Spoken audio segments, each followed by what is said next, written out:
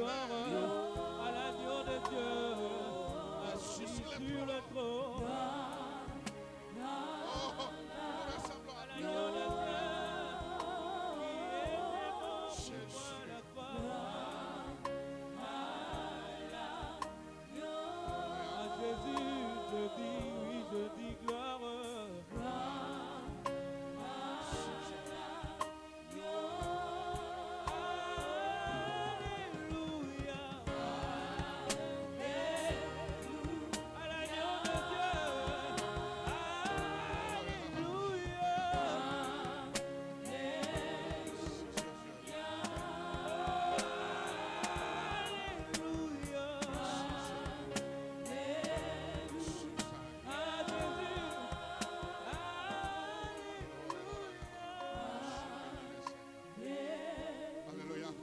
Je vais écouter des prières qui montent. Je vais écouter des prières qui montent. Je vais écouter. Qu'est-ce que Dieu n'a pas fait pour toi? Qu'est-ce que Dieu n'a pas fait? Regarde ce que tu... Qu'est-ce que Dieu n'a pas fait pour ta famille? Qu'est-ce que Dieu n'a pas fait pour tes parents? Qu'est-ce que Dieu n'a pas fait pour tes enfants? Qu'est-ce que Dieu n'a pas fait pour toi-même? Qu'est-ce que Dieu n'a pas fait pour l'église? Qu'est-ce que Dieu n'a pas fait? Mais sois reconnaissant. Il faut que tu te prosternes. Prosterne parce que lui, il est digne de recevoir notre adoration ce matin. Oh, il me livre. Seigneur, tu es merveilleux. Est-ce que tu te reposes aussi de quelque chose ce matin comme péché? Tu penses que tu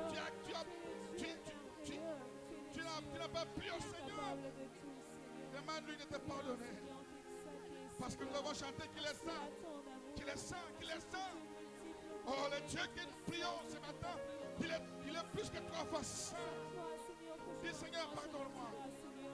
Oh, adore.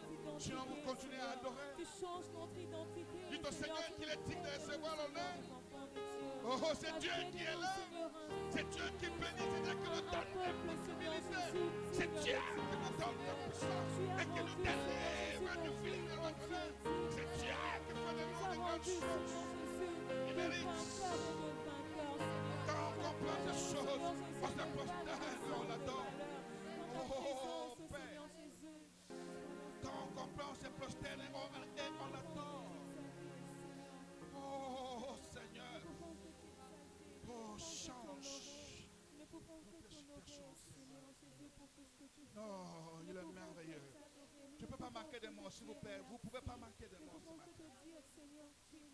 Notre Dieu nous fait toujours du bien. Toujours du bien. Il est là, la colère est là. S'il tenait compte de ce que toi tu fais comme péché, tu ne pouvais pas. Dieu, il est bon. Dieu, il est merveilleux. Dieu, il est un combat. Oh Père, t'adorons. Nous t'adorons, Père. Nous t'adorons, Père. Jésus, assis sur le trône, tant que nous allons placer dans le royaume.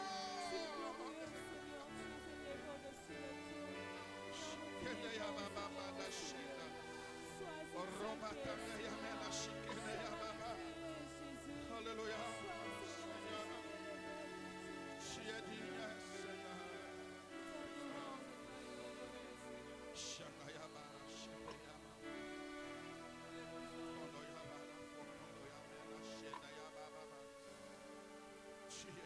Seigneur. Élevons-nous tous nos mains, élevons tous nos mains et soyons concentrés avec ce Dieu. Alléluia. Focus. Concentré avec celui qui est assis sur le trône. Alléluia.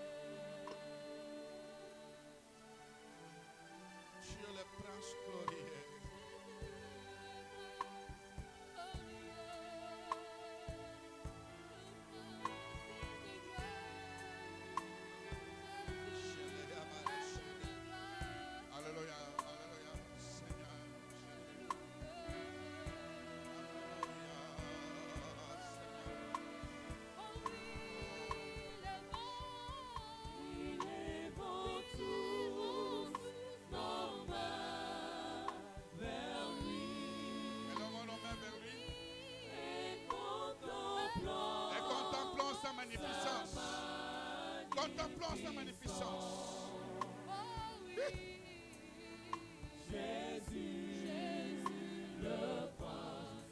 Il est le prince glorieux.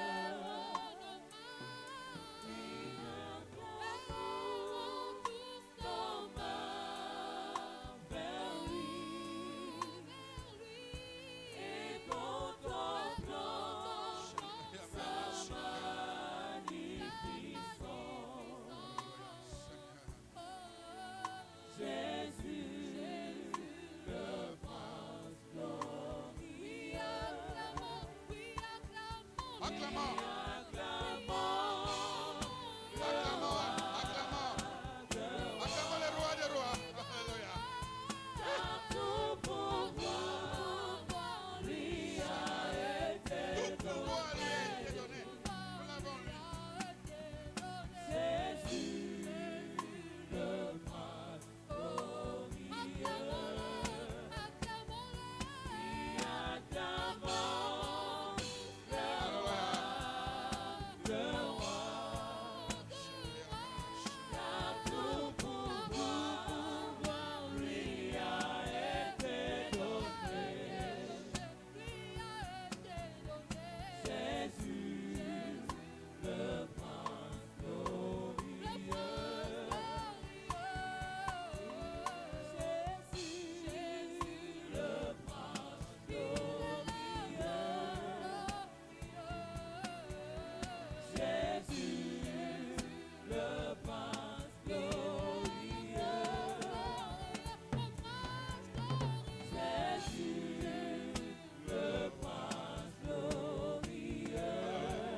Dites-lui qu'il est le prince glorieux. Il est puissant dans la famille. C'est Dieu qui fait des miracles dans nos familles. C'est Dieu qui t'a donné des beaux enfants intelligents. C'est Dieu qui t'a donné un bon mari, une bonne femme. C'est Dieu qui t'a donné une très bonne femme. C'est Dieu béni. Notre adoration ce matin. Il a le pouvoir de changer les choses. Il a le pouvoir de tout faire.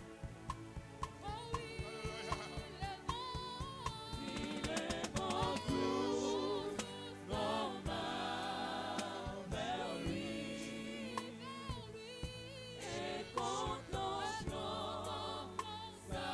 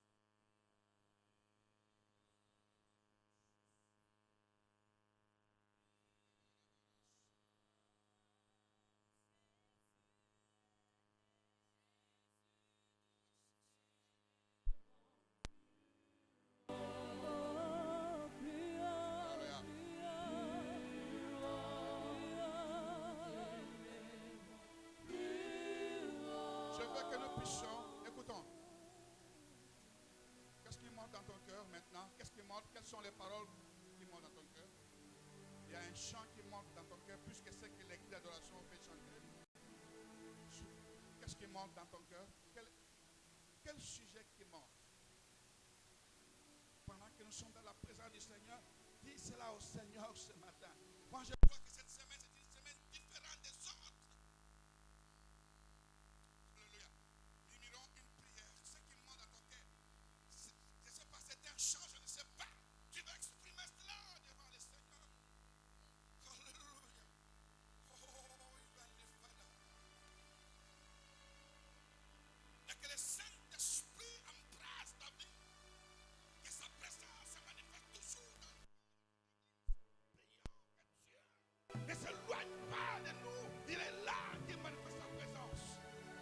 Alléluia.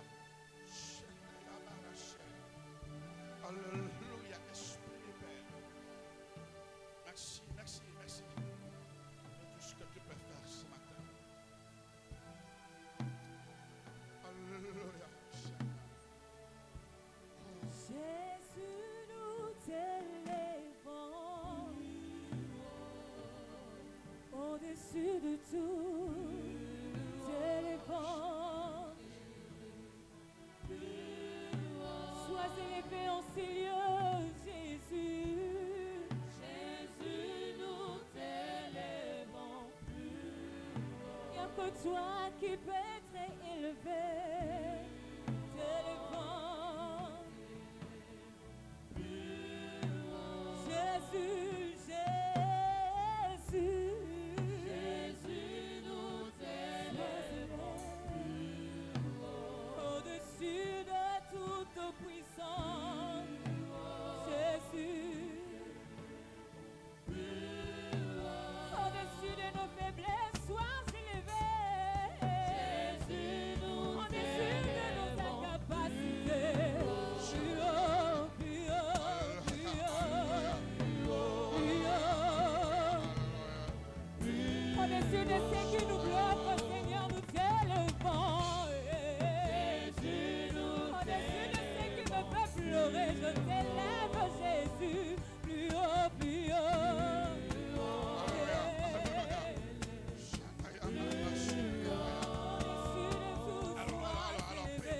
Monte des paroles d'adoration auprès du Seigneur. Monte des paroles d'adoration auprès du Seigneur. Alléluia. Prions-nous tous, bien-aimés. Dieu écoute. La Bible dit que toutes les créatures, il disait que l'honneur, la gloire, la puissance, la magnificence à toi seul. Exprimons nos prises. Prions.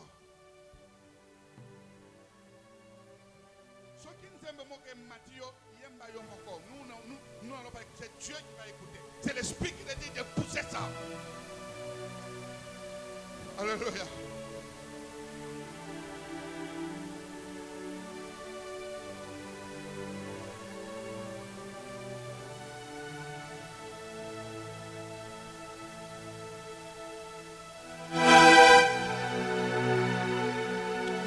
Oh Père, tu mérites l'adoration ce matin.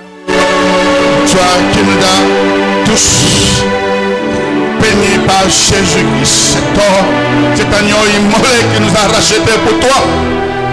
Cet agneau immolé qui nous a tirés du royaume des ténèbres pour ton royaume. Cet agneau immolé qui a fait de nous ce que nous sommes, qui nous tire de la poussière pour nous placer avec des grands.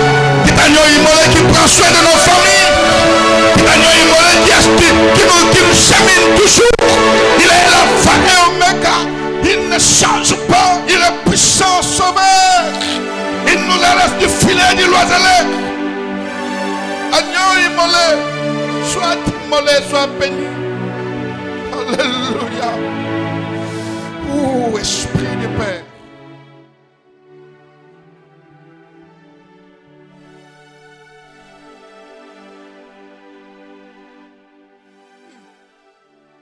Oh, tu es digne, Seigneur, de recevoir la louange et l'honneur. Tu es capable et formidable, Seigneur. Alléluia. Oh Jésus, tu ne changes pas. C'est toi notre maître. Nous n'avons pas un autre maître que toi. Oh, il est assis sur un trône que personne ne peut le détrôner. Alléluia, notre maître. Nous t'adorons, Jésus.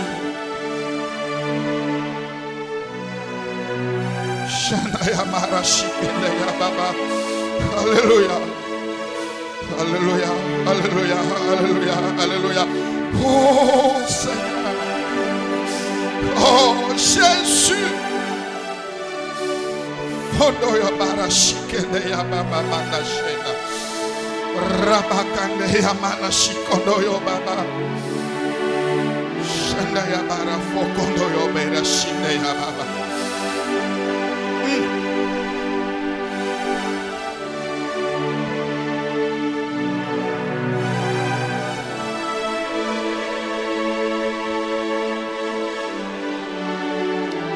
Alléluia.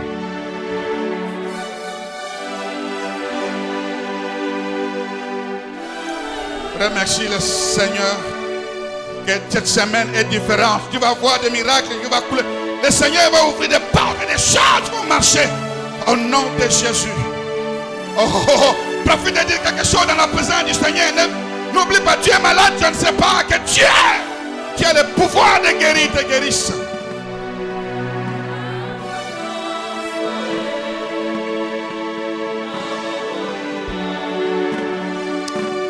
Alléluia.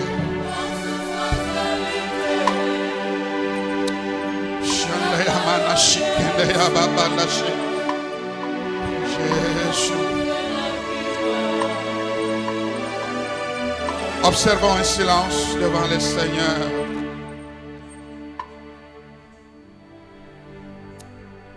Toute la pensée tournée avec celui qui est assis sur le trône et qui nous observe comme les autres créatures, comme nous. Nous sommes en train d'adorer.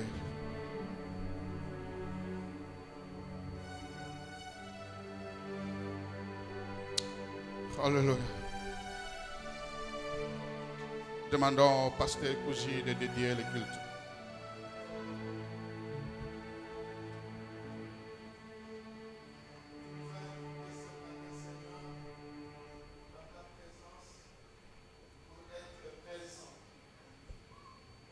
Glorieuse présence.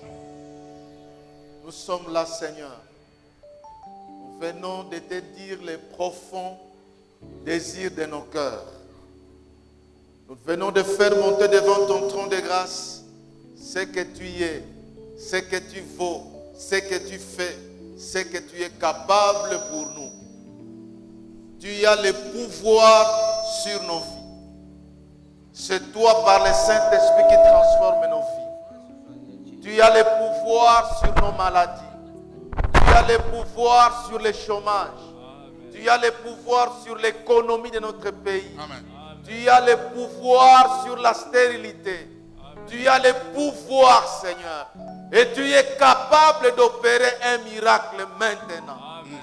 Le Dieu des apôtres, c'est le même Dieu que nous adorons ce matin. Jésus-Christ, amène-nous dans les eaux profondes de tes miracles.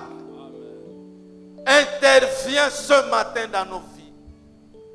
Chacun est venu avec un fardeau. Nous voulons le déposer à tes pieds, disant qu'au pied de Jésus se trouve la solution.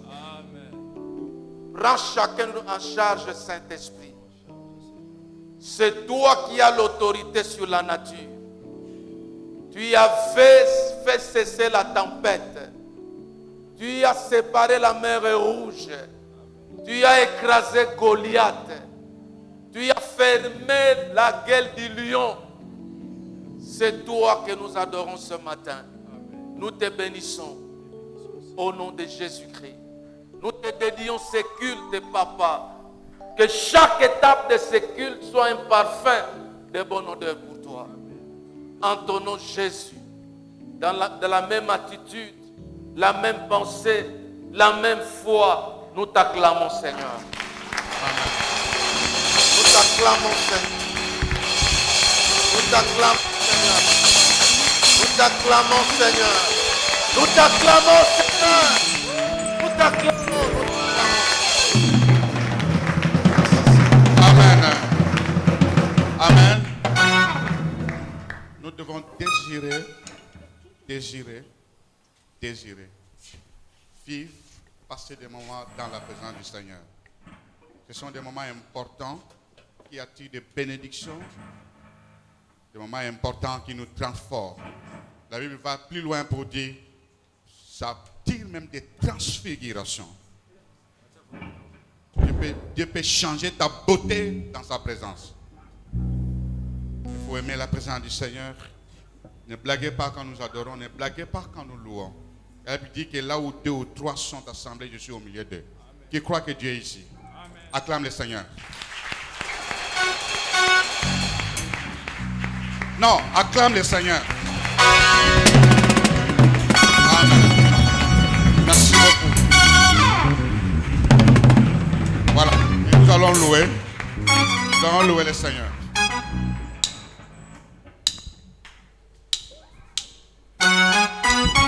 Est-ce que tu peux encore acclamer le Seigneur? Je peux Santa ma tonde na tongo lelo. Tu peux encore ajouter des cris de joie.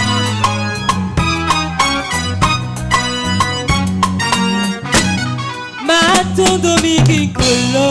Matondo mingi. Matondo mingi kolo Yesu matondo mingi. Kolo Yesu matondo mingi na yo matondo mingi. Oh Yesu matondo mingi kolo Yesu matondo mingi. Nalingi naloba merci na Nzambe. Na motema na ngai mobimba. Na bomoto na ngai nyonso Yesu be na makasi na ngai nyonso. Nzambe okolimbisa masumu nyonso. Okotonisa bomo na ngai lesengo. Nakozongisa lisusu na nani matondi. Obelese epai na yo. Solo yo swa lokumu lelo Oswa lokumu. Oswa lokumu. Oswa lokumu kolo Yesu yo swa lokumu. Bongo Yawe yo swa lokumu papa. Oswa lokumu. Oswa lokumu. Oswa lokumu kolo Yesu yo swa lokumu. Mokolo yembo tozongisili yo lokumu nyonso papa. Mokolo na bombo tozongisili yo masa joli Nzambe na bombo. Bisika tokokende Nzambe nguya yo swa lokumu. Yo swa lokumu kolo Yesu yo swa lokumu. Yo swa lokumu Yahweh. Yo swa lokumu. Yo swa lokumu. Yo swa lokumu kolo Yesu yo swa lokumu. Bongo Yahweh yo swa lokumu papa. Yo swa lokumu. Yo swa lokumu. Yo swa lokumu kolo Yesu yo swa lokumu. Bongo bisika to usikino lelo yo. Yahweh yo bateli biso. Na bambonge pe mikakata no Nzambe na nguya olongisi biso. Bisika tokokende kino tokokoma. Ozala Nzambe. Na tango nyonso na ngonga nyonso Yahweh sikala Nzambe. Solo yo sanjolama lelo Sanjolama kolo Yesu yo sanjolama. Kolo Yahweh yo sanjolama papa. Sanjolama. Sanjolama kolo Yesu yo sanjolama. Nilikuwa mgonjwa ulinituza. Nasema asante. Nilikosewa ulinipa. Bwana nitasema asante. Asubuhi twasema asante. Magharibi twasema asante. Kila siku watu wa maombi tutachoka sema asante Bwana. Asante kwako Bwana wangu. Asante Bwana Yesu. Rafiki wangu Yesu. Bwana asante kwako Bwana. Asante sana Bwana Yesu. Asante sana. Chikwena twasekijila mfumu. Boboluwa mchimungezela. Lelu chikwela twasakijila. Chikwela twasakijila mfumu. Boboluwa mchimungezela. Lelu chikwela twasakijila. Twasakijila mfumu. Twasakijila. Bwana Yesu twasakijila. Tambo yuda twasakijila mfumu.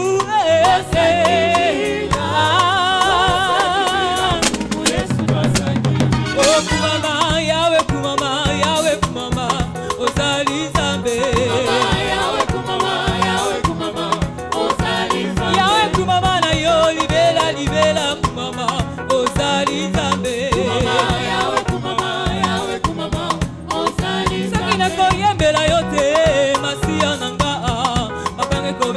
maboko soki nakokumisa yo te masiya nanga babanga kobeta maboko soki nakonetola yo te masiya nanga babanga kobeta bilolo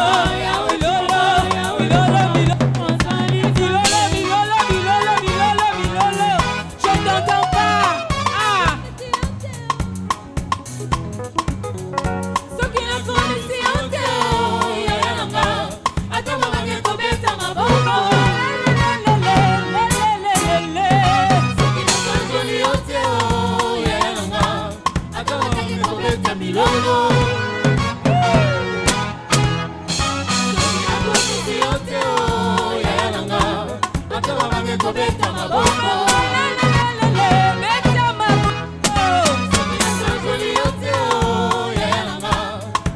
Milolo, milolo, milolo, milolo, milolo. Oh, yozali Nzambe, yozali Nzambe. Yokela mokilisa na liloba, yozali Nzambe malamu.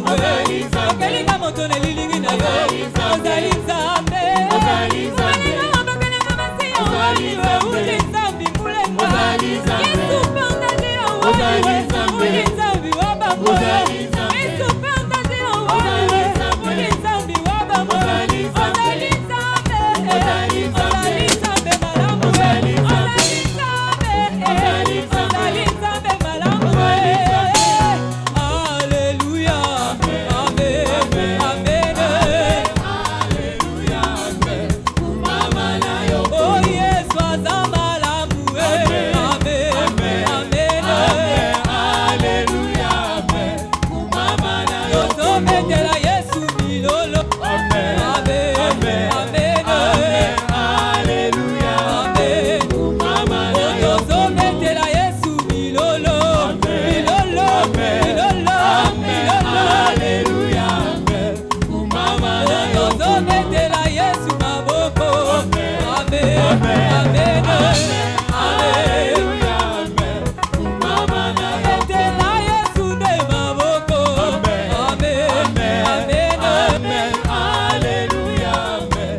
Mama na yo. Yesu abongi na lokumu. Amen, amen. Alléluia, amen. Mama na yo. Tozobetela Yesu milolo. Milolo, milolo. Alléluia, amen. Mama na yo kolo.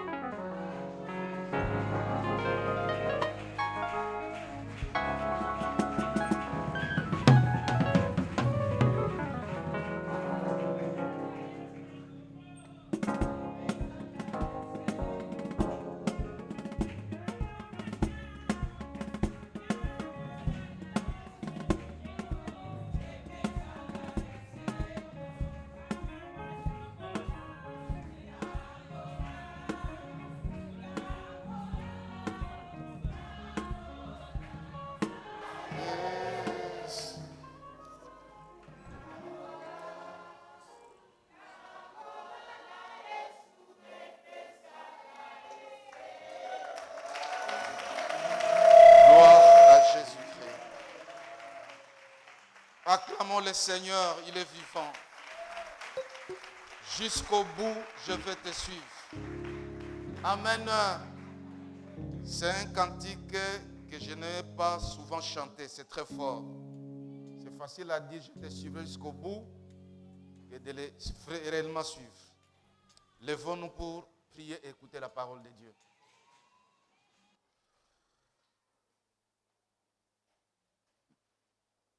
Nous commençons par lire les 2 versets qui vont nous introduire. Le premier, c'est 1 Corinthiens 5.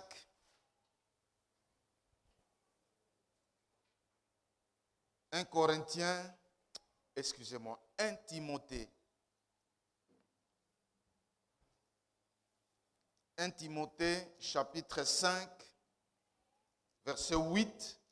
Et le deuxième, Éphésiens 6. Éphésiens 5, 23. Et puis Éphésiens 6, verset 1. Commençons avec 1 Timothée 5, verset 8. Si quelqu'un n'a pas soin des siens, et principalement de ceux de sa famille, il a renié la foi et il est pire qu'un infidèle.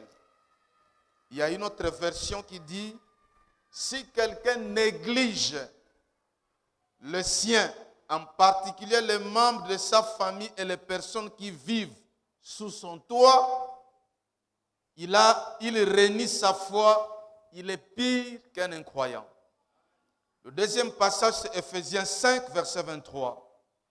Le mari est le chef de la femme, comme Christ est le chef de l'Église, aussi bien qu'il est le sauveur de son corps dont il assure la vie. Et le troisième passage, c'est Éphésiens 6, verset 1. Vous, parents, vous les parents, n'exaspérez pas vos enfants par une sévérité excessive, afin qu'ils ne conçoivent pas d'amers ressentiments contre vous. Éduquez-les comme le Seigneur nous éduque, en vous inspirant de ses conseils pour les avertir et les reprendre. Élevez-les dans une discipline aimante que le Seigneur puisse approuver. Amen. Est-ce que nous pouvons acclamer la parole de Dieu? Merci. Prions. Seigneur, nous sommes venus ce matin pour que par le Saint-Esprit tu nous aiguises. Nous et nos bien-aimés qui nous suivent par l'Internet, nous disposons nos cœurs pendant ces instants pour que tu nous parles. Parle à chacun de nous. Nous sommes en train de parler de la famille. Merci de nous briser, de nous transformer, de nous qualifier, de nous outiller par ta parole de vie. Que tout esprit de distraction, tout voyage de pensée soit sans effet pendant ces moments. Toi, le Dieu des esprits, contrôle chaque esprit dans la salle. Nous implantons la croix de Jésus-Christ en ces lieux et dans les 4 coins de cette parcelle. C'est toi celle qui règne et qui parle maintenant au nom de Jésus-Christ. Amen. Mettez-vous.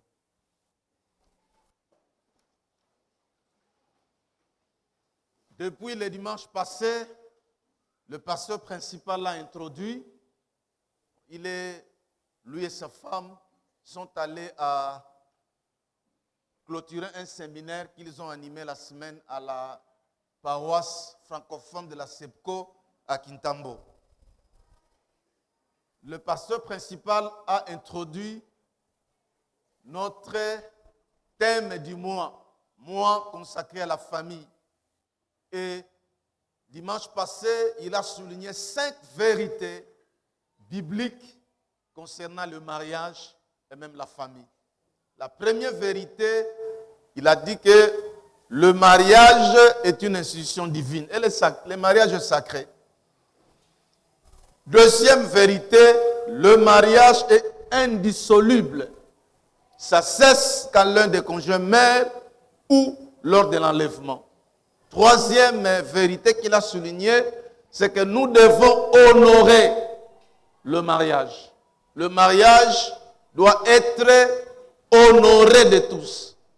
Et l'avant-dernière, c'était l'unique cadre pour avoir des rapports sexuels, c'est le mariage. Pas de mariage, pas de rapports sexuels. Et enfin, il a démontré que plusieurs malheurs qui nous arrivent de plusieurs manières, c'est une conséquence de refuser de pratiquer les principes clairs concernant le mariage. Et ce matin, je voulais parler de responsabilité, responsabilité de l'homme dans la famille en tant que mari et père. Je voulais parler du rôle ou responsabilité de l'homme dans la famille en tant que mari et père. Nous venons de lire les 3 versets où Paul souligne la négligence de la famille montre le reniement de la foi. Le deuxième verset, Paul souligne que Dieu a établi un ordre dans la famille et le chef, c'est l'homme avec son adjoint qui est son épouse. C'est comme dans une république, le papa est le chef de l'État, la maman est la première ministre et les enfants sont les ministres qui forment le gouvernement. Et le troisième verset, le même Paul parle le rôle de parents pour éduquer les enfants, mais il ne faut pas les irriter. Lorsque nous les éduquons, nous devons les éduquer en tenant compte des conseils bibliques de Dieu. Bien-aimés dans le Seigneur, la famille est comparable à un avion ou à un bateau. Dans un avion, il y a les pilotes et les copilotes avec les mêmes plans de vol. Les pilotes et les copilotes communiquent tout en tenant compte du plan de vol qu'ils ont appliqué. Dans un bateau, il y a un capitaine et l'équipage. C'est le capitaine qui dirige tous les bateaux, mais ne fait pas tout. Tout est sous sa responsabilité, mais il ne fait pas tout. Lui ne fait que coordonner. Parfois même, il ne conduit pas les bateaux. Il peut se reposer, il peut aller visiter ou se divertir. Les autres qui dépendent de lui font rouler les bateaux. Si le capitaine ou les pilotes écrasent les copilotes ou un membre de l'équipage, ça peut amener à la dérive, au naufrage ou à une catastrophe inexplicable. Je voulais parler de ce matin, de cette famille-là qui est comme un bateau ou comme un avion dans les airs. Il y a un pilote qui est l'homme et sa femme qui est le copilote. Mais je voulais parler du mari. Quelqu'un d'autre va souligner l'aspect de la femme comme copilote. Nous savons que selon Dieu, dans une famille, la famille chrétienne est assise sur le rôle que doit jouer chaque membre, dont les pilotes et les copilotes. Le mari qui est le père et le pilote.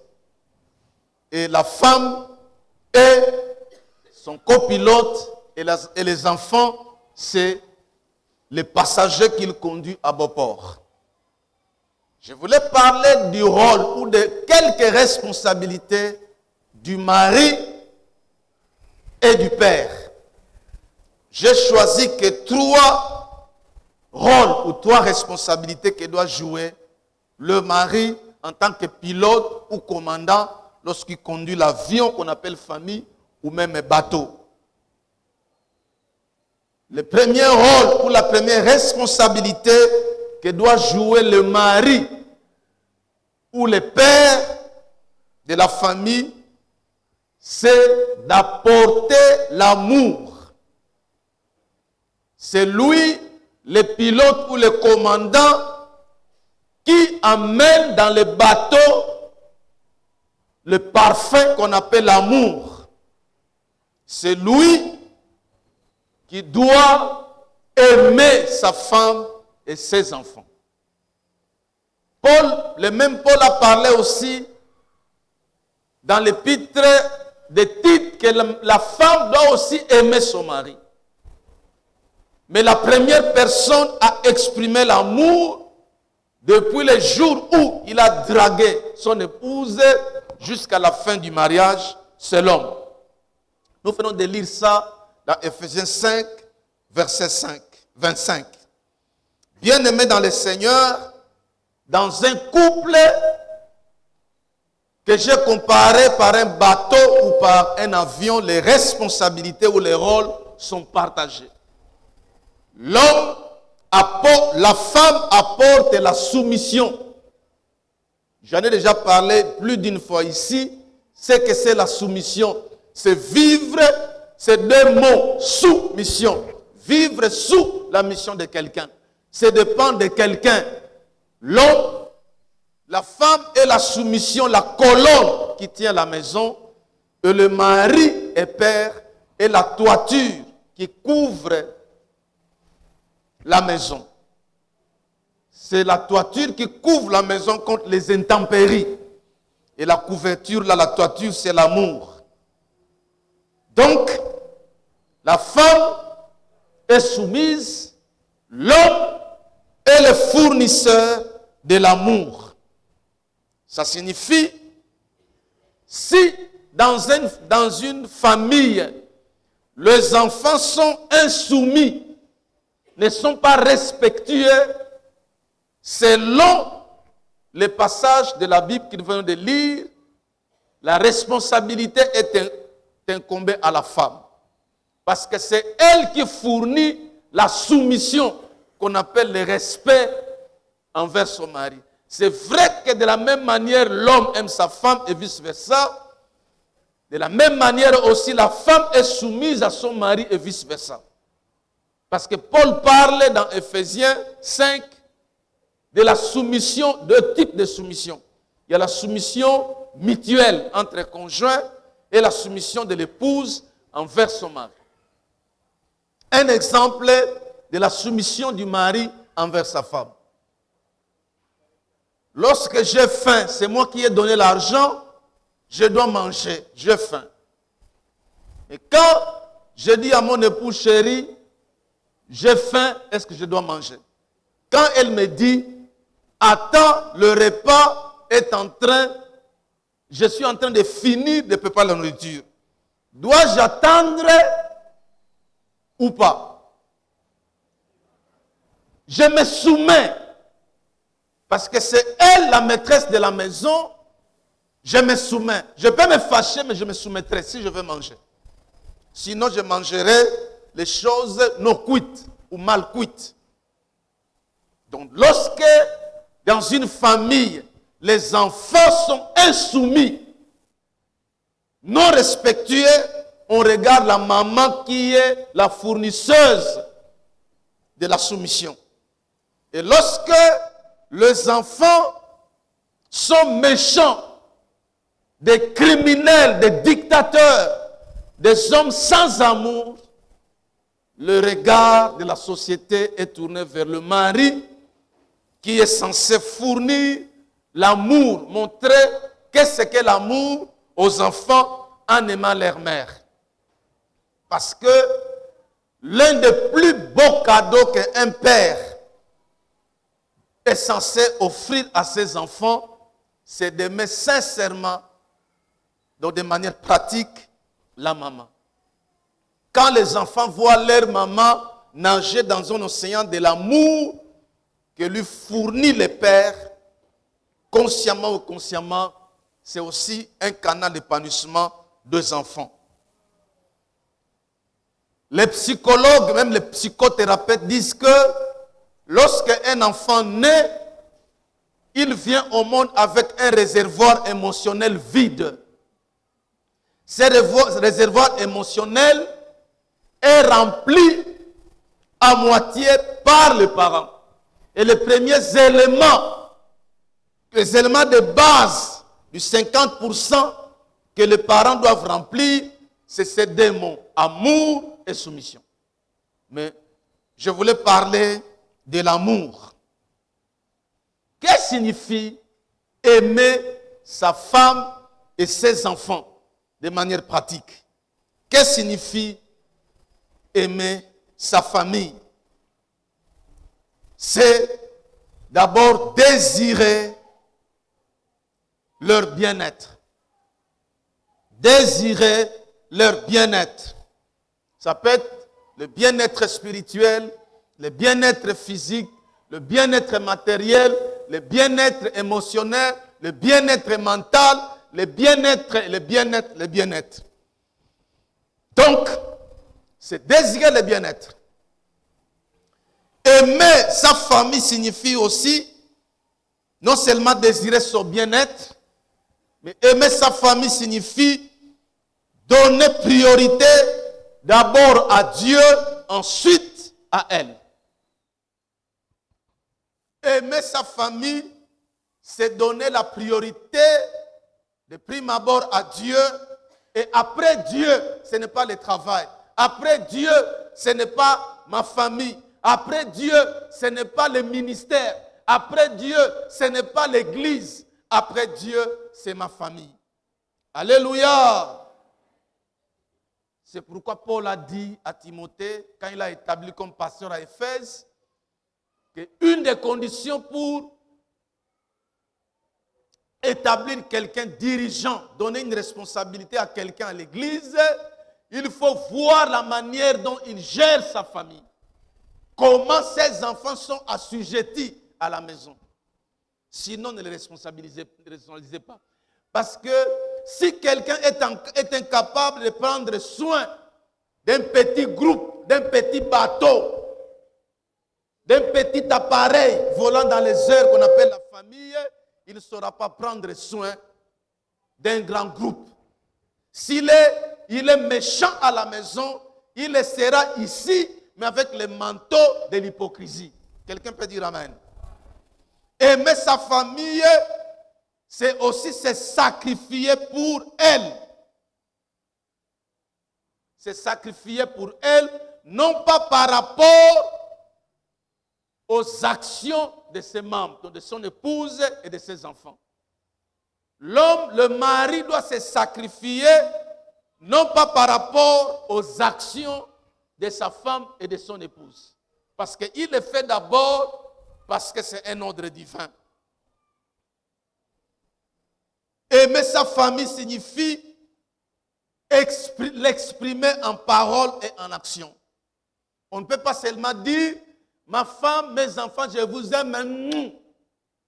C'est vrai, mais ça doit se concrétiser d'une manière pratique.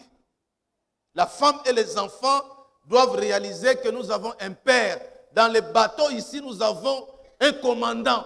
Dans l'avion, même ça bascule, il y a la famille, mais il y a un père. Aimer sa famille, c'est l'encourager à grandir. C'est encourager les membres de sa famille à grandir et à développer leurs talents naturels et leurs dons spirituels. C'est encourager chaque membre à grandir et à développer ses talents naturels et spirituels. C'est le rôle du père, du commandant qui doit renforcer les capacités de ses équipiers. Mes premiers disciples, c'est ma femme et mes enfants. Amen. Aimer sa famille, c'est valoriser chaque membre. C'est donner la valeur à chaque membre. Le pasteur l'a dit que Dieu a créé l'homme et la femme égaux. Ça signifie égaux là. Ils sont différents, ils se complètent, mais les égaux, la valeur, ça signifie les deux ont été créés à l'image de Dieu. La femme n'a pas été créée à l'image de l'homme. Du fait que Dieu valorise l'homme, l'homme doit valoriser la femme. Alléluia. Mais ils n'ont pas les mêmes responsabilités. Aimer sa femme, c'est communiquer avec elle au quotidien. C'est communiquer avec elle. Une femme et des enfants qui communiquent avec leur père se sentent épanouis et heureux. Et heureux. C'est le commandant qui communique. Et parmi tant d'autres, aimer sa famille, c'est marcher devant elle. Devant elle. Pour protéger. Pour montrer le chemin qui amène vers l'épanouissement. Quand le bateau veut chavirer, c'est le papa qui fournit des efforts pour que l'appareil ne chavire pas. Si l'avion, dans ceux qui ont monté à bord de l'avion, lorsqu'on traverse l'espace où il y a la turbulence, c'est les pilotes et les copilotes qui sont au front. Et c'est ça le travail du mari. Quand la nuit, les voleurs viennent frapper à la porte, le mari ne peut pas dire à la femme, va les répondre. Non, non, c'est l'homme qui va. Parce que c'est lui le chef. Alléluia. Quand il y a un danger, ce n'est pas la femme qui est devant, mais c'est l'homme qui est devant. Quand il y a n'importe quelle situation, conflit, c'est l'homme qui est le chef. Bien-aimés dans le Seigneur, voici quelque chose, voici certaines choses qui empoisonnent et qui tuent l'amour du père envers sa famille. Par exemple, les mots ou les paroles rudes, les mots ou les paroles méchantes.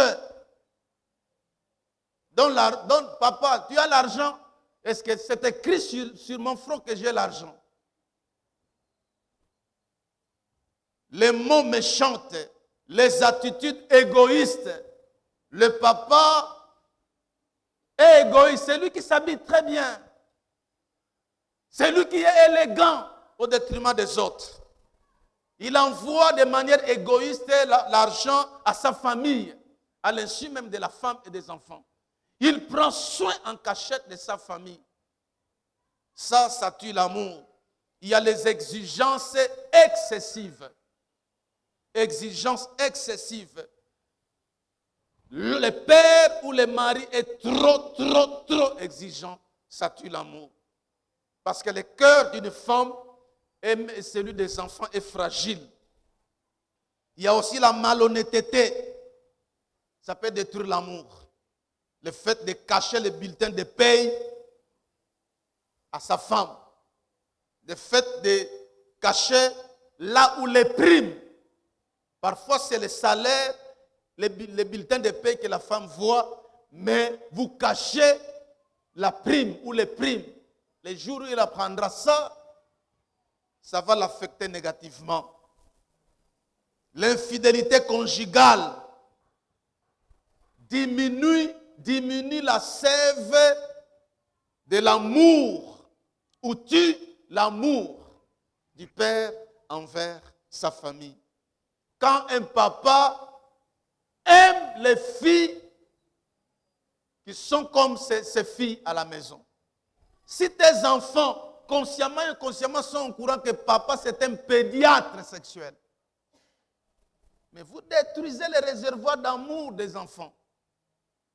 L'infidélité tue l'amour. ça casse l'amour.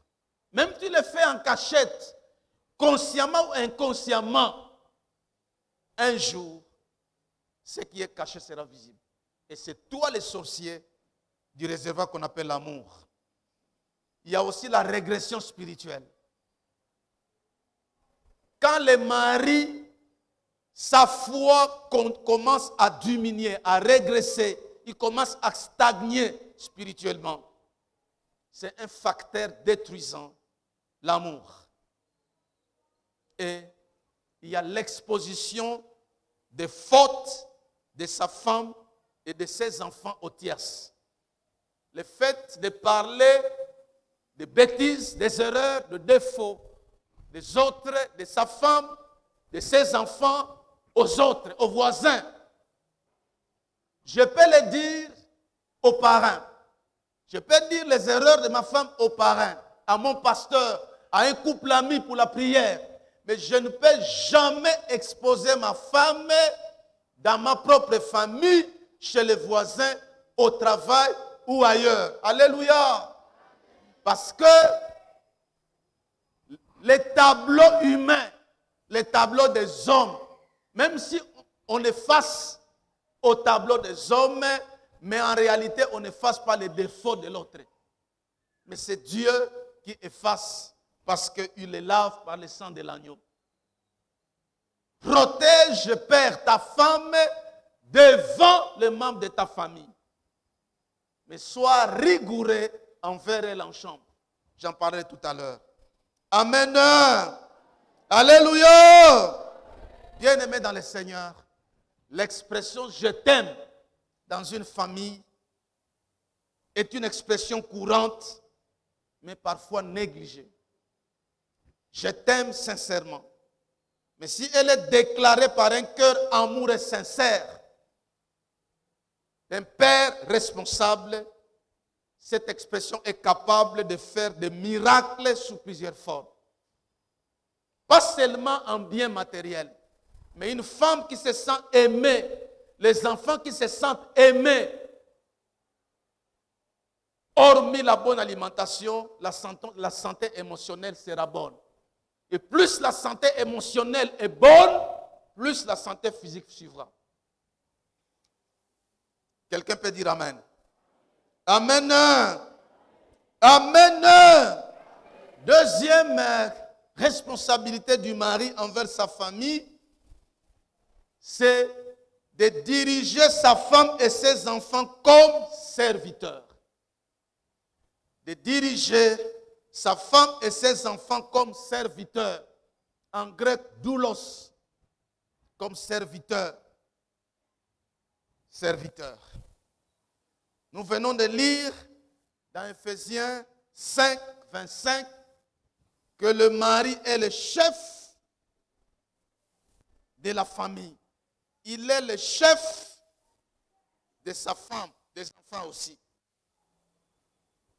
Bien-aimé dans le Seigneur, être chef de la famille, d'être mari et père, ne consiste pas à exercer un pouvoir de transformation ou de changement sur sa femme et ses enfants. Il s'agit plutôt d'accepter humblement et fidèlement de participer à l'œuvre divine du changement dans l'intérêt de votre famille. Je répète, être père de famille, mari et père, ne consiste pas à exercer un pouvoir de changement sur son épouse et ses enfants. Il s'agit plutôt d'accepter humblement et fidèlement de participer à l'œuvre divine de changement dans l'intérêt de votre épouse et de vos enfants. Bien-aimés dans le Seigneur, Dieu confie au père et au mari une autorité dans cette œuvre de changement. Il a l'autorité, mais il n'a pas le pouvoir d'opérer le changement. C'est pourquoi il doit coopérer avec Dieu qui transforme. C'est pourquoi il doit montrer à sa famille le Dieu transformateur. Bien-aimés dans le Seigneur, sachons aussi que Dieu n'a pas confié, je parle au Père, Dieu ne vous a pas confié l'épouse et les enfants pour forger votre réputation. Quand tout va bien, que c'est moi le Père, c'est moi le chef. Non, Dieu n'a pas confié, ne vous a pas confié la femme que vous avez et les enfants pour que votre réputation puisse se répandre, que c'est vous qui travaillez, c'est vous qui changez. Mais Dieu vous a confié votre épouse et vos enfants pour proclamer publiquement la transformation et la réputation de Dieu. Et plus je proclame que Dieu qui travaille chez mon épouse, chez mes enfants, plus je le fais, plus c'est Dieu arrose ma réputation. Alléluia. Nous connaissons ces cantiques de couple Bouloba. Namakasi nangaite, nanguya nangaite o, namolimo na yo Nzambe, yango nyonso. Namakasi na biso te mibali. Si les enfants sont intelligents, si nous avons des épouses soumises, si nous avons des enfants qui nous écoutent, de prime abord, fixons le regard vers Dieu qui travaille. Il nous utilise en nous offrant l'autorité sur ça, mais le pouvoir lui appartient. Autre chose que nous devons savoir quand nous dirigeons ce Père, c'est que l'incompétence du mari et du père ne signifie pas que Dieu a commis une erreur monumentale en lui offrant sa femme et ses enfants. Donc quand vous êtes incompétent, vous êtes un mauvais chef, vous êtes un mauvais serviteur, ce n'est pas que Dieu a commis une erreur, c'est vous. Mais c'est à vous de jouer votre rôle. Dieu n'a pas commis une erreur, Dieu ne s'est pas trompé de destinataire, mais c'est vous. C'est vous. Dieu veut que vous travaillez avec lui pour la transformation, pour votre propre transformation et celle des membres de votre famille. Bien-aimés dans le Seigneur, Dieu ne peut pas confier une responsabilité à quelqu'un. Dieu ne peut pas appeler un homme pour accomplir une tâche en tant que mari et père et ne pas lui donner ce qu'il faut pour en acquitter. Dieu est avec nous. Psaume 60, verset 14. Psaume 74 dit, avec Dieu, nous ferons des exploits et il écrasera nos ennemis. Il y a une version qui dit, moi, Dieu avec moi, nous formons une équipe invincible. Et c'est lui qui écrase les obstacles. Dieu, avec mes incompétences, dont je prends conscience, m'aidera à sortir vainqueur. Alléluia. Et autre chose qu'il faut savoir, que la responsabilité du père dans une famille est indispensable pour une bonne prise en charge holistique. Donc le papa ne peut pas s'attendre, l'Église n'a pas vocation de vous remplacer, mais l'Église vous assiste et vous équipe pour accomplir cette tâche essentielle et même divine.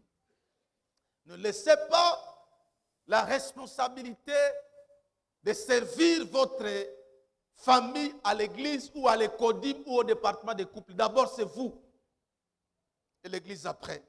Le gouvernement, l'État ne va jamais vous remplacer pour une bonne prise en charge de vos enfants. L'État met à la disposition du père l'école. À l'école, on n'apprend pas les valeurs à l'enfant.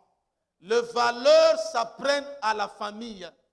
L'école apprend à l'enfant les mathématiques, la géographie, les langues étrangères, mais les valeurs qui feront de lui un leader, c'est à la maison, auprès du père et puis de la mère. Bien aimé, c'est pourquoi l'école ne peut pas remplacer un père. Le père est un instrument divin pour la transformation de membres de sa famille. Alléluia. Alors, sachant que le rôle du chef de famille est fondé sur l'ordre divin. Le rôle de chef de famille est assis sur l'ordre de Dieu et non sur les capacités supérieures. Je ne serai pas un bon chef de famille parce que je suis universitaire, parce que j'ai des titres et des galons. Mais je jouerai bien mon rôle parce que j'obéis au commandement de Dieu. 1 Corinthiens chapitre 13, 11, verset 3. 1 Corinthiens 11, verset 3. Paul dit, je veux cependant que vous sachiez ceci. Christ est le chef de tout homme, l'homme est le chef de la femme et Dieu est le chef de Christ. Ma manière de diriger ma femme et mes enfants comme serviteurs, ce rôle-là est calqué sur l'exemple de Jésus-Christ. C'est Jésus le modèle, c'est Jésus l'exemple, et non sur le modèle et l'exemple de la société. Je ne peux pas diriger ma femme selon les hérésies de ma coutume et de ma tradition. On dit, moi si azambeto ya libala, moi si basolanaye makambo ya mbongo te. Je me posais la question, que ferait Jésus à ma place si c'est lui qui avait épousé mon épouse et qui avait engendré mes enfants? Jésus l'a dit dans Marc 10, 42 à 43. Marc 10, 42 à 43. Jésus appelle tous les disciples près de lui et leur dit, ceux qui sont considérés comme chefs et maîtres exercent sur leur peuple un pouvoir dépostique, dont des dictateurs. Et les puissants d'entre eux les tyrannisent en abusant de leur autorité. Il ne faut pas qu'il en soit ainsi parmi vous. Au contraire, celui qui voudra devenir grand parmi vous prendra la place d'un serviteur. Dans le monde, un chef, c'est celui qui a des titres. Un chef, c'est celui qui donne des ordres. Mais dans le royaume de Dieu, où nous devons vivre autrement, la grandeur est déterminée par les services qu'on rend à Dieu et aux autres. La vraie grandeur dans le royaume de Dieu, c'est servir les autres. Et quand on parle de servir les autres, le premier endroit, le premier gouvernement, la première église pour servir les autres, c'est où? C'est à la famille. Bien-aimés dans le Seigneur, il y a des gens qui sont des bons serviteurs au travail. Il y a des pères au travail, il est méticuleux. Il est disponible à écouter les autres, même à l'église. Mais il n'a pas le temps pour écouter sa petite église qui est sa famille. Bien-aimés dans le Seigneur, être chef, père, être chef de famille, c'est pourvoir aux besoins matériels, financiers et consorts de la famille. Nous avons lu ça dans 1 Timothée 5, verset 8. C'est lui qui néglige, c'est lui qui ne prend pas soin de sa famille. Il a renié sa foi. Mieux vaut un païen que lui. Mieux vaut, je l'ai dit, que être chef de famille, c'est être à la tête de la famille pour mieux voir ce qui se passe, pour mieux observer ce qui se passe, pour mieux coordonner ce qui se passe pour l'intérêt de sa famille. Et être chef de la famille, c'est être suivi en tant que modèle. Être suivi en tant que modèle en parole et en action. Dernièrement, le fait qu'on a confiance en moi, si mes enfants et ma femme ont confiance en moi, ils vont me suivre. Dernièrement, j'ai reçu un jeune homme. Nous nous sommes connus par le WhatsApp. Il avait un problème. On a parlé au téléphone. Je devais parler avec lui. Il était ici lundi. On a parlé avec ce jeune homme qui est en train d'aimer les petites filles de son père. Parce qu'il voit son père coucher avec la cousine de sa femme. Maintenant, je vous pose la question, les sorciers de cette maison-là, c'est qui? Je pose la question à ces garçons, mais pourquoi tu... Parce que je vois ça chez mon père. J'ai eu des larmes aux yeux. Cher père, ne détruisons pas la vie et l'avenir de nos enfants. Le pasteur cela dit dimanche passé que tant de malheurs, ce sont les conséquences du refus de ce que la Bible dit concernant les principes clairs de la Bible. Bien-aimés dans le Seigneur, en termes de modèle, on ne dit pas à l'enfant, à sa femme, fais ça, fais ça. La meilleure manière qu'il transforme, c'est fais ce que je fais. Où il voit ce que tu fais, il le fera. Si l'enfant ne voit pas que le papa prie, mais comment l'enfant va prier? Si l'enfant voit que le papa ne lit pas la Bible, mais comment les enfants vont aimer et savourer la Bible? Moi, je suis parfois étonné de voir ma petite fille qui a 5 ans, d'aller en chambre prendre les livres. Elle se met sur les livres, elle commence à feuilleter. Parce qu'elle me voit lire. Si tu es voyou, consciemment et inconsciemment, ne regrette pas si un de tes enfants devient voyou.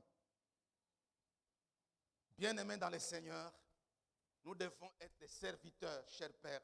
Et enfin, troisième responsabilité du Père, il doit éduquer bien ses enfants en collaboration avec sa femme.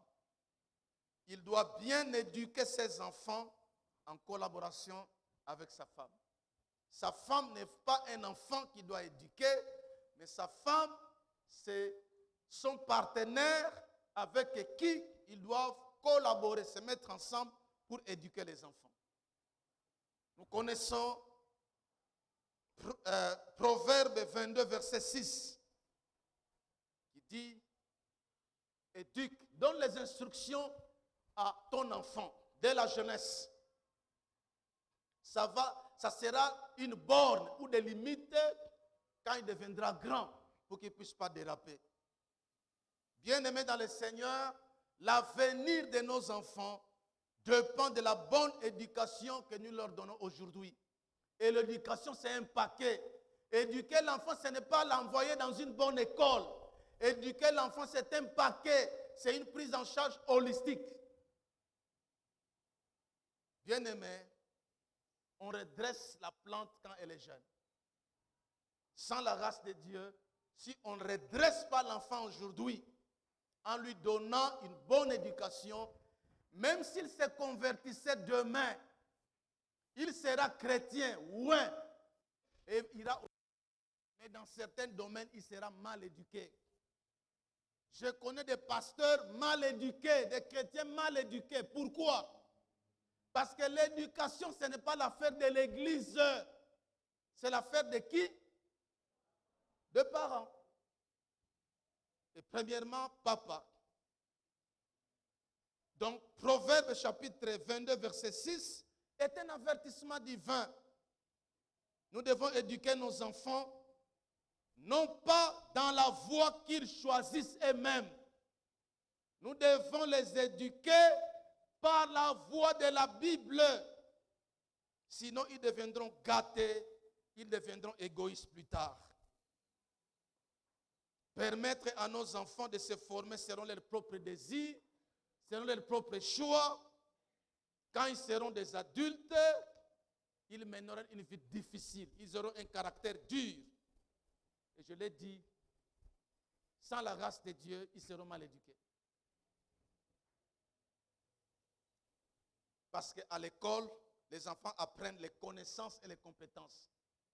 Mais la morale, les valeurs, c'est d'abord l'affaire de la famille. Et en famille, on voit d'abord le père qui collaborent avec sa femme. Et l'église les assiste. Les assiste pour développer le caractère des enfants. C'est en famille qu'on apprend des valeurs fondamentales qui font de l'enfant un vrai leader. Si l'enfant ne sait pas arranger sa chambre, si l'enfant ne sait pas arranger ses documents ou ses effets, quand on peut lui donner plus tard un beau bureau, ça sera propre ou sale? Ça sera sale. Si un enfant va arranger son lit, c'est sa mère qui arrange le lit ou la bonne à sa place. Quand il sera quelqu'un et qui sera en mission de service dans un hôtel, qui va arranger le lit pour lui? Hein? C'est qui?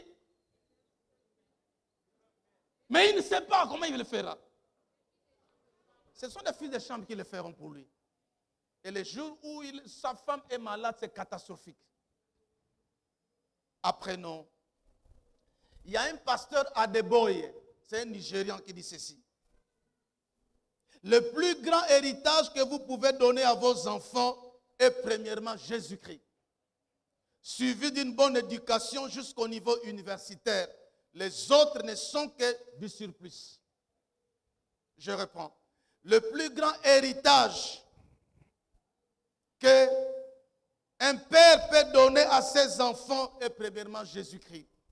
Suivi d'une bonne éducation jusqu'au niveau universitaire, les autres ne sont que du surplus. Et nous savons que l'instrument de base, c'est la Bible qui communique les valeurs aux enfants. Donc négliger l'éducation des enfants, c'est semer les graines de notre propre destruction. C'est une bombe à retardement. Les koulounas que nous voyons ne viennent pas du ciel. Ils viennent des familles et la plupart sont brisés. Et dans la plupart, c'est l'irresponsabilité du père. Je suis en train de parler avec un père que j'ai connu par Internet. Sa famille est en train de se disloquer. Pourquoi? Parce que l'erreur qu'il a commise, quand sa femme légitime est décédée, il a suivi seulement le sourire et la beauté de la fille qu'il a aimée. Mais il n'a pas eu le temps de jauger son cœur, parce que quand la femme est venue, elle a créé des situations pour écarter les enfants, et la famille est catastrophique.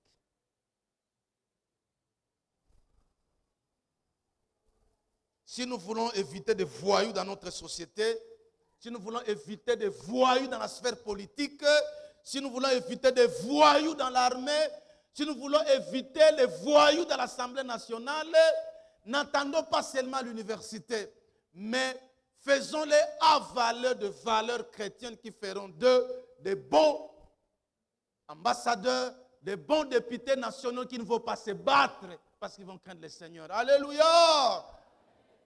Et vous savez que les mauvais dirigeants, dans tous les niveaux, viennent des familles malades. Le papa de Hitler était un alcoolique. Un enfant qui vole à la maison volera les biens d'autrui et de l'État. Mettons, cher père, de l'argent à part à part les minévales et pour les fournitures scolaires, mais par exemple pendant les grandes vacances, les camps bibliques des enfants, mais c'est une école d'apprentissage. Si les enfants ont un problème, mais parlez avec les responsables de l'école, donne un peu d'argent à la Fête d'Ivoire pour inculquer la parole de Dieu aux enfants pendant les vacances. Ce n'est pas mauvais qu'ils apprennent l'anglais, mais que le caractère change pour que l'anglais ait un soubassement solide et divin. Alléluia. C'est vrai que l'éducation de nos enfants est une mission difficile qui exige un équilibre entre la fermeté et l'amour. Pour mieux éduquer les enfants, le père doit être tendre, beaucoup tendre et ferme. Dans les bateaux, le commandant est tendre mais ferme. Dans l'avion, le pilote est tendre et ferme. Mais par rapport à la famille, entre la fermeté et l'amour, il existe 5 catégories du père. 5 catégories de pères. Je vais m'arrêter par là. Première catégorie, c'est les pères qui manifestent plus d'amour, mais sans discipline ou règles établies envers sa femme et ses enfants. C'est les pères ou les maris qui apportent un grand soutien émotionnel et très peu de contrôle et de correction à sa femme et à ses enfants. Il n'impose aucune restriction à sa femme et ses enfants. Parfois, c'est le copilote qui devient pilote. Et quand il y a un problème du moteur, le pilote ne fait rien, il y aura mort d'homme. Les pères, nous devons savoir ceci. L'expérience le démontre. Quand une femme, et surtout les enfants, un enfant, lorsque la femme ou l'enfant fait quelque chose de mauvais, la première fois, le père ne dit rien, le mari ne dit rien. La deuxième fois, il ne dit rien. La troisième fois, ça devient une habitude difficile à arracher. Qu'est-ce que les papas peuvent dire amen? Amen. Les femmes sont comme ça. Quand elle fait la première fois, tu ne dis rien. Deuxième, troisième fois, c'est fini sans la grâce de Dieu. Elle est partie. Ou l'enfant est parti. Donc, si vous êtes un oui-wiste, un père oui-wiste, vous détruisez votre femme et aussi vos enfants. Dans la femme et les enfants doivent savoir qu'à la maison, il y a un homme en majuscule, il y a un homme responsable, il y a un préfet de discipline, il y a aussi un papa d'amour. Alléluia! Il faut l'équilibre. Deuxième catégorie de père et mari, c'est un père ou un mari autoritaire, dictateur. C'est lui qui exige que des règles, qui exige la discipline mais sans amour envers sa femme et ses enfants. Il apporte très peu de soutien émotionnel envers eux. Il les contrôle et les corrige à l'excès. Lui voit que les défauts de sa femme et de ses enfants, que ses propres défauts. Il impose des normes très strictes. Et il maintient le contrôle absolu du pouvoir. Toutes les décisions, c'est lui. Et parfois, les enfants surnomment de tels pères. Bolosi, Pharaon, lion indomptable. Et comme on avait vu ça à l'école primaire, quand le directeur méchant s'approche, à son approche, les bruits cessent. Dès que les Bolosi entrent à la maison, les enfants qui regardaient les dessins animés, un film intéressant, dès que ces parents dictateurs entrent, moana, c'est un père qui dit non. L'autre est là, l'autre père c'est un oui-wiste. Celui c'est un noniste. Papa, est-ce qu'on peut aller étudier chez les parents? Non. Non, avec un ton sec. avec un ton sec. Bien-aimés dans le Seigneur, la femme et les enfants qui ont un tel mari et père sont agressifs, sont rebelles. Ils souffrent d'une mauvaise image d'eux-mêmes. Et cette agressivité-là, c'est un reflet pour se défendre. Troisième catégorie du père, c'est un père ou un mari négligent. Négligent. Il ne manifeste ni l'amour, ni la discipline envers sa femme et ses enfants.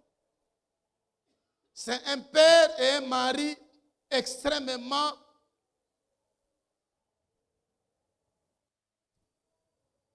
collés à la discipline. Il est extrêmement large sur la discipline. Il fournit un amour complaisant et sans limite envers sa femme et ses enfants. Parce que parfois, il n'aime pas blesser l'enfant. Lui ne peut pas gronder un enfant. Lui ne peut pas faire une remarque ou une critique constructive à sa femme. Et il détruit ainsi la maison. C'est le genre de parents qui disent à leurs enfants, faites ce que vous voulez.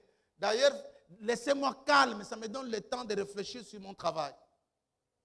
Quatrième et avant-dernière catégorie du père mari, c'est le mari et père méchant. Méchant. Il ne manifeste, non seulement il ne manifeste ni amour ni discipline comme les négligents, mais lui, le manque d'amour et la discipline, il ajoute la méchanceté. Il ne cherche pas le bonheur de sa femme et de ses enfants. Par exemple, il ne paye pas, il y a certains pères qui ne payent pas les frais scolaires académiques de leurs enfants. Ou il paye difficilement les frais scolaires de ses enfants, mais il paye avec cœur les frais de neveux et nièces. Ça, c'est être criminel. Alléluia. C'est la maman qui se débrouille pour acheter ses habits, pour arranger ses cheveux, pour acheter n'importe quoi. Lui, le papa est propre, un criminel.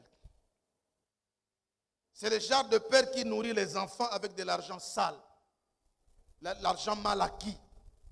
Nourrir les enfants avec de l'argent sale, c'est détruire leur avenir.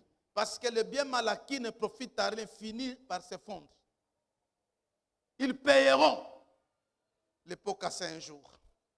C'est le papa, parfois, le père qui mange bien au restaurant, en ville ou au travail, mais qui laisse très peu d'argent pour la nourriture pour les enfants. Mais dès qu'il rentrait, il voit que maman a fait que le bouillon, parce qu'il n'avait que 3 000 ou 5 000, il fallait acheter que le poisson, il a fait le bouillon.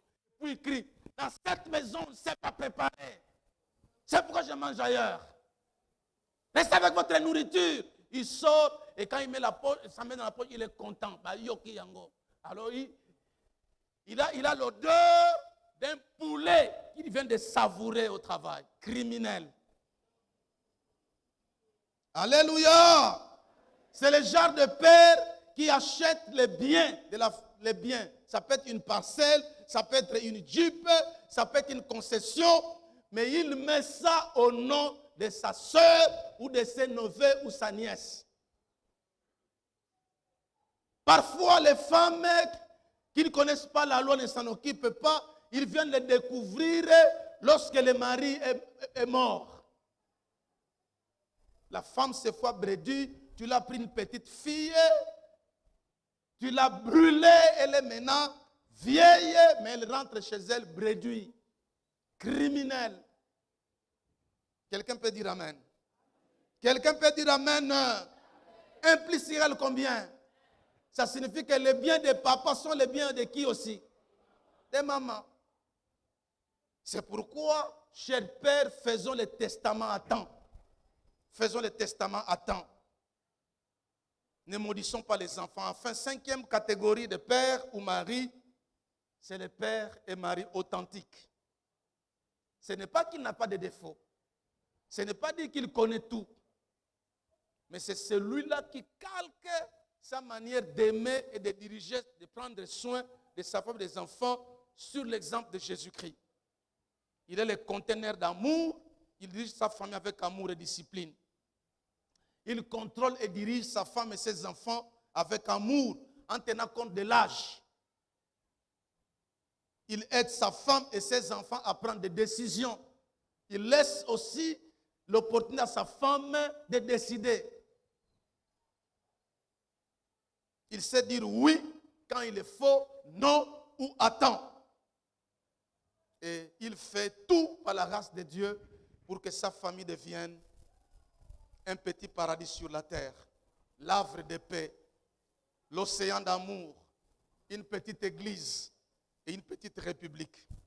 La Bible dit ceci dans Psaume 19, versets 6 à 7. Psaume 19, 6 à 7. Et le soleil semblable à un époux qui sort de sa maison. C'est une métaphore. Le psalmiste compare le mari au soleil. Et le soleil semblable à un époux qui sort de sa maison, il se lance comme un champion heureux de courir sur la route. Il s'élève à un bout du ciel, il termine sa course et rien n'échappe à sa chaleur. Amen. Amen. Pour terminer, voici comment j'ai paraphrasé la prière de notre Père céleste. Dans Matthieu 6, 9 à 13. Matthieu 6, 9 à 13, c'est la prière du disciple de notre Père. Nous nous adressons au Père céleste. Mais si un papa aime sincèrement sa famille, est serviteur, mais aussi éduque bien sa famille, voici comment ses enfants peuvent s'adresser à lui. Je vais paraphraser. Notre Père qui est au-dessus de nous, que ton nom soit respecté et inoubliable même après ta mort. Que ta réputation vienne à nous. Nous sommes prêts à faire ta volonté comme tu fais la volonté de Dieu. Tu nous donnes du pain spirituel et physique au quotidien et nous sommes en bonne santé spirituelle et physique. Combien ta manière de pardonner et d'accepter le pardon nous illumine toujours. Tu es un intercesseur qui prie chaque jour pour nous afin d'être délivré du diable et de la tentation. C'est à toi qu'appartiendra toujours l'honneur de notre famille. Vie à jamais. Amen. Alléluia. Nous allons prier. Jenny, on peut chanter? Nako landa yoe, nako aeo, kogum, osamo temanaka.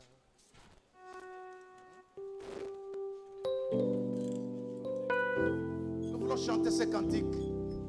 Que Père, nous sommes incapables. Si vous avez un mari incapable, ou si vous avez des enfants incapables, chantez Seigneur, c'est toi seul. Nako lukayo. Bonangai, nako luka na mobali nangai.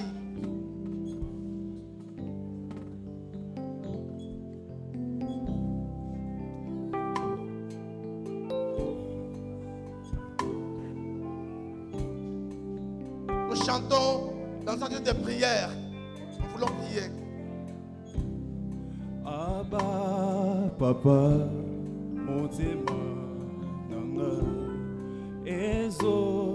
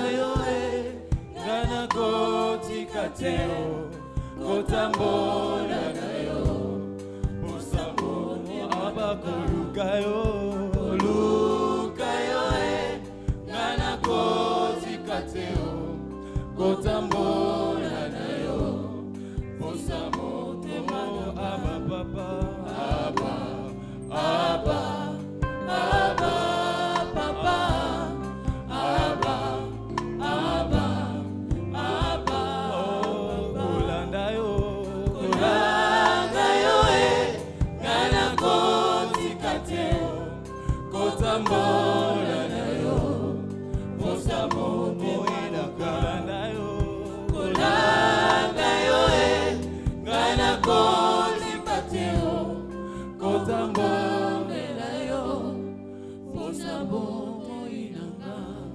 Est-ce qu'il y a quelqu'un qui veut dire ce matin, gérer la famille, éduquer les enfants, aimer le mari ou la femme comme Jésus veut, c'est difficile. Il le dit comme moi, Seigneur, je ne saurais pas. Je viens à toi. C'est toi seul qui as le pouvoir de transformer mon mari ou ma femme, mes enfants. Je viens à toi.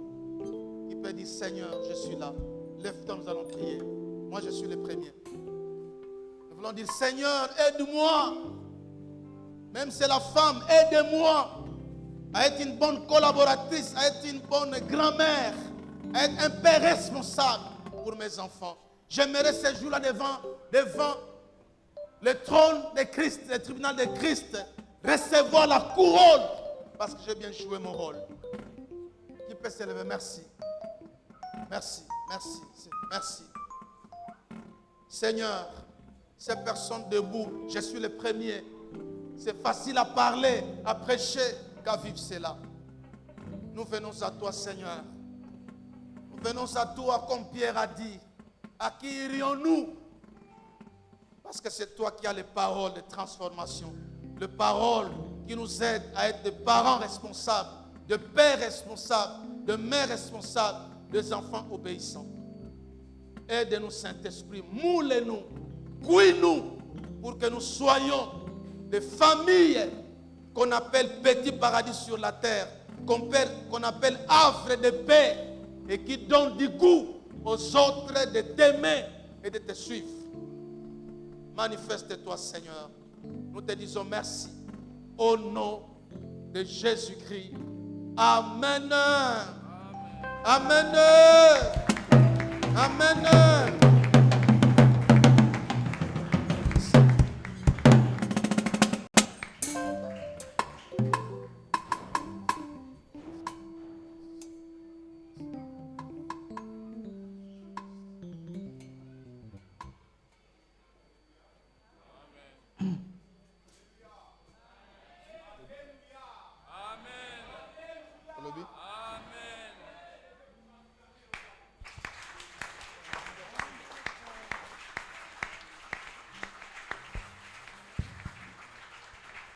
On va acclamer pour le roi des rois, le Seigneur des seigneurs, le Dieu tout-puissant, les merveilleux dans notre vie.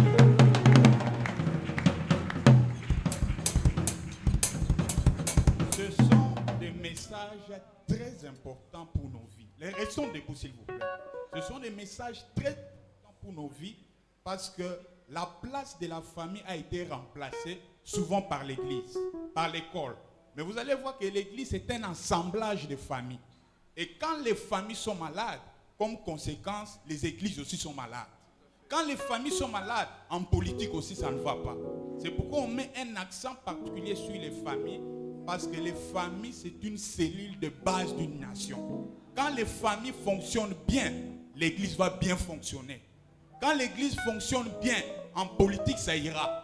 Mais vous allez voir que dans toutes les institutions, ce ne sont que les reflets des maladies qu'il y a dans des familles, qui est le reflet de nos sociétés. C'est pourquoi des messages comme ça sont très importants parce qu'on est meilleur pasteur dans sa famille. On est meilleur ingénieur dans sa famille.